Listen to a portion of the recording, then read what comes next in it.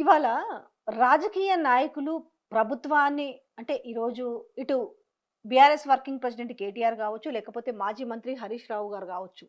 వీళ్ళు విమర్శించడం అనేది పక్కన పెడదామా మనం కాసేపు, ఎందుకంటే వాళ్ళని రాజకీయ నాయకులుగా తీసుకుంటాం. నిజంగా మాట్లాడితే ఈరోజు కాంగ్రెస్ పార్టీ ప్రభుత్వంలోకి వచ్చిన తర్వాత జరిగిన ప్రజలకు మేలేంటని మాట్లాడుకుంటూ నిజంగా ఏముంది? ఎందుకంటే రాజకీయ నాయకులు మాట్లాడితే అది రాజకీయ మాటలు అనేసి కొట్టిపారుస్తారు కదా. ఒక్కసారి నేను కూడా తెలంగాణ బిడ్డగా మాట్లాడుతున్నాను, ఎందుకంటే నేను కూడా ఉమ్మడి నల్గొండ జిల్లాలో పుట్టిన బిడ్డనే కాబట్టి పక్కన పెడదాం. కొన్నిసార్లు జర్నలిస్ట్ అనే పదం ఇవన్నీ కూడా పక్కన పెడదాము. ఈ నిజంగా ఏమొచ్చినాయి గతంతో కంపారిటివ్ చేసుకుంటే 2014 ముందు ఎట్లుండే తెలంగాణలో పరిస్థితులు తెలియదా? కరెంటుకి ఎంత కోసపడ్డారు, నీళ్ళకి ఎంత కోసపడ్డారు, పెన్షన్లు ఎంత ఉండే అంతకుముందు, ఇవన్నీ తెలివయా?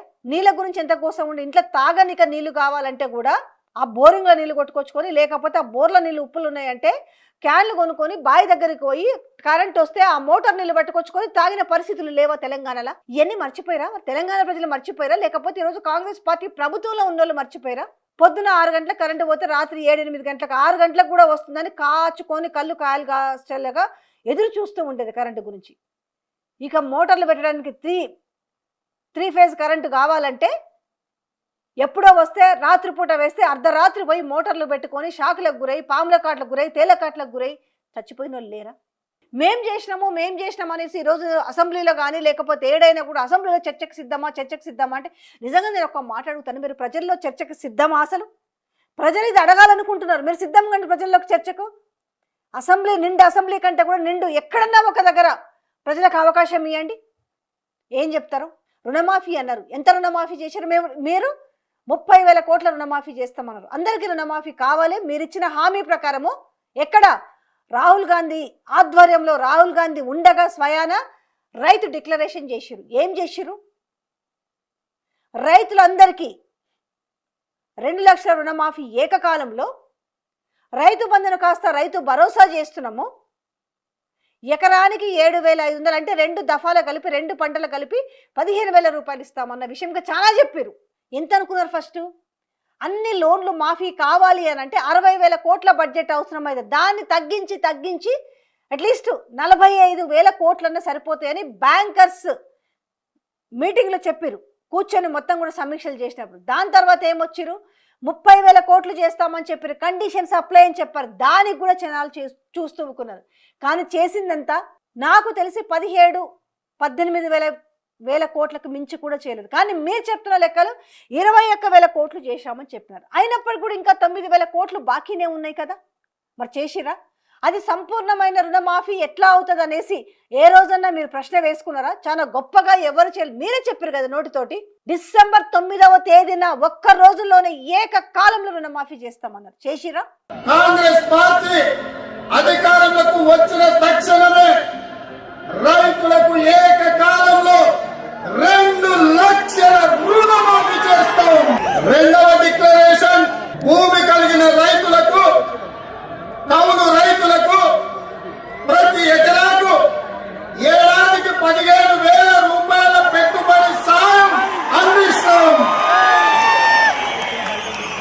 ఉపాధి హామీలో నమోదు చేసుకున్న భూమి లేని రైతు కూలీలకు ప్రతి ఏడాది 12,000 రూపాయల ఆర్థిక సహాయాన్ని అందిస్తాం.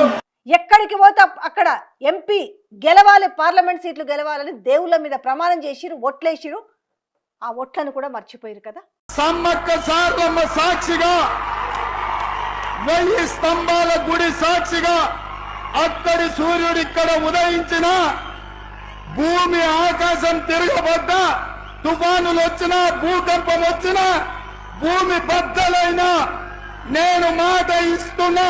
మహిళలకు 2,500 రూపాయలు ఇస్తామని చెప్పారు. మహిళలకు 2,500 రూపాయలు అసలు ఊసన్న ఎత్తుతున్నారా? పెన్షన్ 4,000 రూపాయలు ఇస్తామన్నారు, ఇచ్చిర్రా? కానీ కేవలం ఈరోజు ఫ్రీ బస్సు, ఈరోజు అందులో అర్హులు కాదు అనర్హులకు కూడా ఫ్రీ బస్ అవసరం లేదు కదా. టికెట్ పెట్టుకునే కెపాసిటీ ఉన్న వాళ్ళకు, గవర్నమెంట్ ఎంప్లాయీస్కు, టీచర్లకు, వీళ్ళకి అసలు ఫ్రీ బస్ ఎందుకు? ఈ ప్రశ్న మాట్లాడుతుంటారు కదా, ఓర్వలేక మాట్లాడుతున్నారు అన్నారు. కంపేర్ చేసుకుంటే గత ప్రభుత్వానికి ఇప్పుడు కంపేర్ చేసుకుంటే ఏం మారింది అనేది మీకు తెలీదా? 400 రూపాయలకు సిలిండర్ అని చెప్పారు, 500 రూపాయలకు. సారీ, ఎంతమందికి ఈరోజు ఫ్రీ సిలిండర్ వస్తుంది? కామెంట్ రూపంలో తెలియజేయండి. మీరు గ్రామాలలో ఒక లిస్టు పెట్టగలుగుతారా? ఇంతమందికి వచ్చింది, రుణమాఫీ ఇంతమందికి అయింది. నేనేమంటానంటే మీరు పబ్లిక్లో పెట్టండి. అసెంబ్లీ కంటే కూడా, అసెంబ్లీలో ఎందుకంటే మీరు మాత్రమే మాట్లాడగలుగుతారు కదా. ప్రశ్నించే వాళ్ళకి ఎట్లాగో మైక్ ఇవ్వరు, మైక్ కట్ చేస్తారు. అదే మీరు పబ్లిక్లోకి వస్తే ఏం ఘనత చూసి మిమ్మల్ని గెలిపిస్తున్నారు అనుకుంటున్నారు? ఏమన్నంటే మాకు పార్లమెంటులో 8 వచ్చినాయి, మాకు ఇందులో 65 వచ్చినాయి, మేము అధికారంలోకి వచ్చినామని చెప్తారు కదా. ఏదో గుడ్డిలో మెల్లెలాగా వచ్చిర్రు అధికారంలోకి, కానీ తర్వాత జరుగుతున్నది ఏంటి? ఎంతసేపు ఒక పిఆర్ స్టంట్స్ మీద ముందుకు పోతున్న వైనమే కనిపిస్తుంది కదా. ఇలా జనాలకు తెలియదా? అందుకే కదా జెడ్పీటీసీ ఎంపీటీసీ ఎలక్షన్లో కూడా పెట్టే ధైర్యం లేక వెనకడుగు వేస్తున్న వైనం కూడా కనిపిస్తుంది కదా. ఈరోజు మీరు పెద్దలు వాళ్ళకి చెప్తారా? అవ్వాతాతలకు సమాధానం చెప్తారా? వితంతువులకు సమాధానం చెప్పగలుగుతారా? పెన్షన్ వచ్చే వాళ్ళకు, వికలాంగులకు సమాధానం చెప్పగలుగుతారా మీరు? పెన్షన్స్ 2 ఏళ్ల కాలం అయిపోయింది. ఇదిగో మేము వస్తే రేపే రేపే రేపే అని మాట్లాడుతూ పెద్ద పెద్ద మాటలు మాట్లాడారు కదా. ఏమైనా ఈ ఆ పెద్ద మాటలని ఇలా తెలంగాణ ప్రజలు ప్రశ్నిస్తున్నారు కదా. ఎప్పుడు ఇస్తారు మహిళలకు 2500 అడిగితే ఏమంటారు? ఇంకేదో చెప్తారు. కేవలం మీరు చెప్పుకునే మీ దగ్గర ఉన్న గొప్ప అస్త్రం ఏంటిదంటే కేవలం ఆ ఫ్రీ బస్ అన్నది ఒకటి మాత్రమే. అద్భుతంగా చేసినాం, 10 ఏళ్ళ విధ్వంసాన్ని ఏముంది 10 ఏళ్ల క్రితం చెప్పండి. అసలు 10 ఏళ్ల క్రితం తీసుకుందాం. తెలంగాణ రాకముందుకు, తెలంగాణ వచ్చిన తర్వాత బేరీ నిజంగా తెలంగాణ పుట్టిన వాళ్ళైతే గిటంటే కంపు నోరేసుకొని కంపు మాటలు మాట్లాడు. 10 ఏళ్లలో ఏం జరిగింది, ఆ 10 ఏళ్లకు ముందు ఎట్లుండే, ఇప్పుడు ఎట్లుండే అనేది తెలియకుండా ఉన్నారా? ఇలా కాంగ్రెస్లో ఉన్న పార్టీలో ఉన్న ఇలా మంత్రి పదవుల్లో ఉన్న వాళ్ళకి తెలియదా? ఎమ్మెల్యే పదవుల్లో ఉన్న వాళ్ళకి తెలియదా? ఇలా లేకపోతే సామాన్య ప్రజలకు తెలియదా? మా దగ్గరకు వస్తే మేమేందో చూపిస్తామని ఇలా తెలంగాణ ప్రజలు అంటున్నారు.